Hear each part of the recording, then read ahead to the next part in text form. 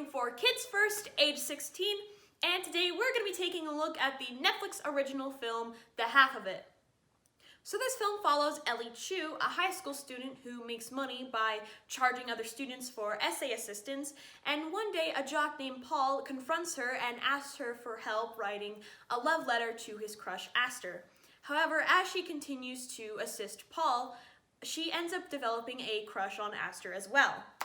So a big aspect of this film is the LGBT representation, and as someone who cares a lot about representation as a whole, this intrigued me.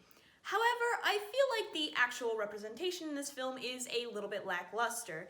I'm not going to go into too much specifics because that would lead into spoilers, but let's just say that the way it's portrayed and also the ending kind of made me feel unsatisfied. I usually don't like to compare media, but I do want to compare this film to Love, Simon a little bit, as that is probably the biggest gay romantic comedy as of now. A big issue with gay representation is the prevalence of tragic and dramatic stories over, the simple, wholesome romantic comedies. And that's why Love, Simon was such a big hit, was because it was one of those romantic comedies. And it didn't shy away from the fact that, yeah, it was a gay love story. And I feel like this is something that The Half of It just kind of doesn't really achieve. And this film isn't the worst in terms of gay representation. It's definitely better than some other examples I've seen. However, I definitely feel it could have been a bit better.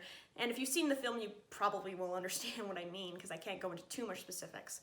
But of course, the gay representation is not the only aspect of the film. It is just arguably the most prevalent.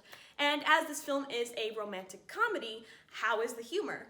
Well, I actually laughed a lot, quite a bit during this film, as there are a lot of visual gags that really got me and a lot of reoccurring jokes that just really worked.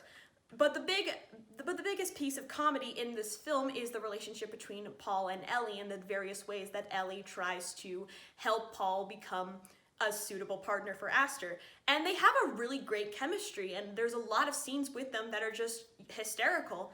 And speaking of Ellie and Paul, as they are the characters that you follow through the most of the story, I personally think that these two have a really great relationship as friends.